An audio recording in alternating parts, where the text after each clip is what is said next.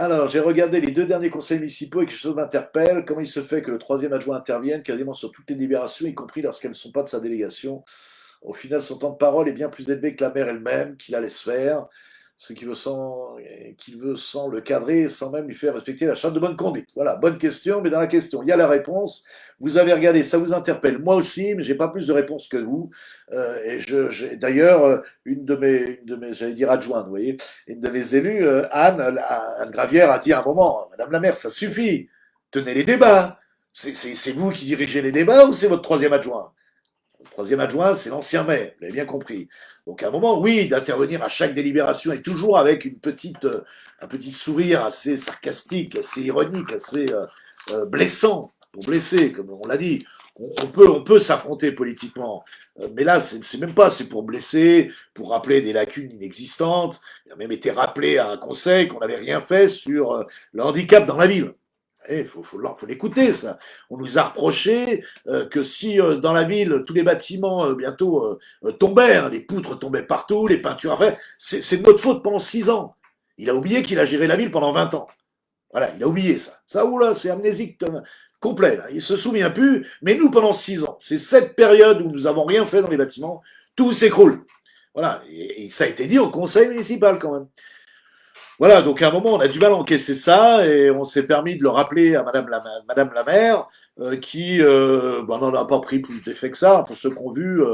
Voilà, mais cette charte de bonne conduite. Oui, alors, qu'on mette fin à cette histoire. Nous aussi, nous avions signé cette charte de bonne conduite, c'est pratiquement une obligation à chaque conseil municipal, hein, au début de chaque mandature. Donc on avait dû voter la même. Elle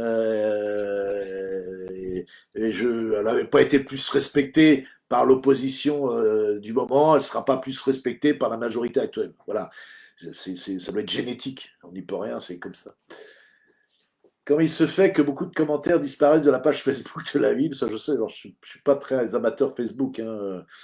La nouvelle municipalité ne prend-elle pas la liberté d'expression avec, entre autres, une énorme banderole sur le clôture de la mairie? Oui, oui, oui, faites ce que je dis et pas de ce que je fais. Voilà, c'est vrai qu'on m'a alerté que des commentaires étaient mis sur les Facebook de la ville. On y voit d'ailleurs le nombre de commentaires. Quand il y en a 40, on devrait pouvoir en lire 40. Mais quand c'est marqué 40 et qu'on en a eu 10, on pense que les autres ont été supprimés. Nous avions l'adoption des procès-verbaux de la séance du 22 septembre et du 17 novembre. J'ai commenté ces PV. Un PV, vous savez, on en a fait pendant 6 ans. On retranscrit le résumé des débats. On essaye d'être le plus synthétique possible parce qu'on ne peut pas remettre sur une feuille toute la discussion qu'on peut avoir. Il y en aurait 20 pages de résumé. Donc, c'est bien le résumé des débats. Sauf que là, dans le résumé qui a été fait de nos propos, je trouve que le résumé changeait le sens de nos propos. C'est-à-dire que dans l'explication des votes sur certaines délibérations, plus particulièrement sur l'explication sur le budget, on avait l'impression que je pouvais valider certains choix budgétaires dans mon commentaire, alors que les propos réellement tenus en séance étaient vraiment l'opposé.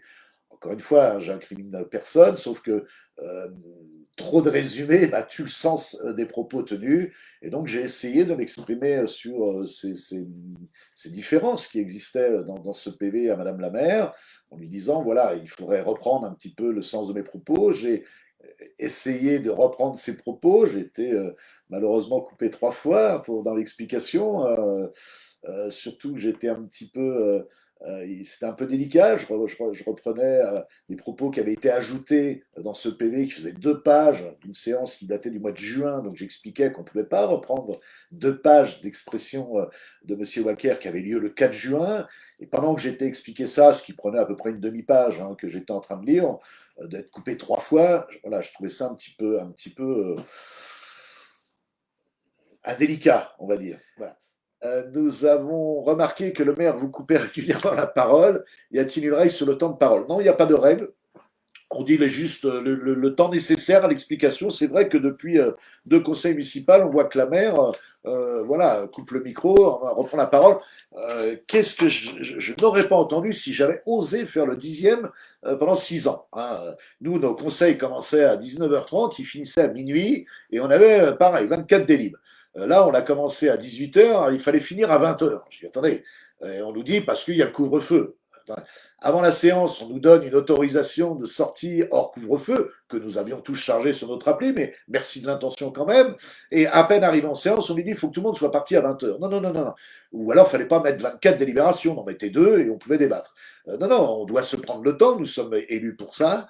Donc, nous aurions dû prendre le temps, ce qui aurait peut-être fait, si dans la tête de chacun, on n'était pas là pour un cadre de 2 heures, mais peut-être un peu plus étendu, 3 ou 4 heures, alors on aurait peut-être eu des vrais débats, on aurait peut-être fait des choses réellement, et dans tous les cas, on me couperait un peu moins la parole. Mais vous savez, hein, ce qui est dommage quand on coupe la parole, c'est que les propos qu'on tient ne sont pas enregistrés. Mais croyez-moi que les propos, ils portent dans la salle quand même. Donc on continuera à dire ce qu'on a à dire.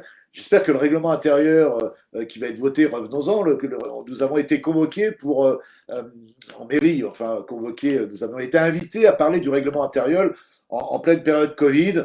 Vous voyez, comme quoi on peut faire des commissions. On en fait une pour le règlement intérieur, qui est nécessaire, mais pas non plus, mais on n'en fait pas pour le PADD. Vous voyez, j'ai rappelé à Madame la maire par un courriel que voilà, je lui demandais qu'elle m'envoie son règlement intérieur, que je réunirais mes équipes par visio, on en discuterait, on lui ferait un compte rendu, tout simplement parce que je voulais pas avoir une réunion à je sais pas combien autour de la table pour discuter d'une chose qu'on peut faire ou en visio ou simplement en mini-groupe. J'attends toujours qu'on m'envoie ce règlement intérieur, j'ai pas eu de réponse, ni oui ni non d'ailleurs, comme beaucoup des courriers, des courriels que j'envoie, donc je sais qu'il doit être à l'étude. Donc dans ce règlement intérieur, il y aura le temps imparti une réunion, comme quoi moi j'avais dit 1 heure, vous voyez que ça fait déjà 3/4 d'heure, le temps imparti chaque délibération. Évidemment, on aura à se prononcer sur ce règlement intérieur, et si ces délais sont trop courts, il faut quand même laisser le temps à l'expression, le temps d'expression des élus de l'opposition. Je ne demande pas à ce qu'on passe 1 heure par délibération, mais le temps nécessaire à exprimer notre vote, tout simplement.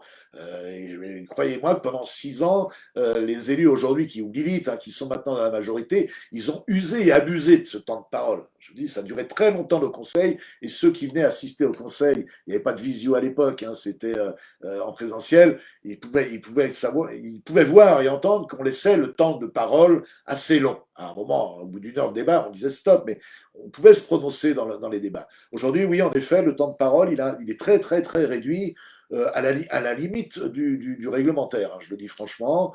Bientôt, on va nous demander d'envoyer nos écrits de commentaires de ce qu'on entend du débat avant. Et moi, je réponds à ce que j'entends.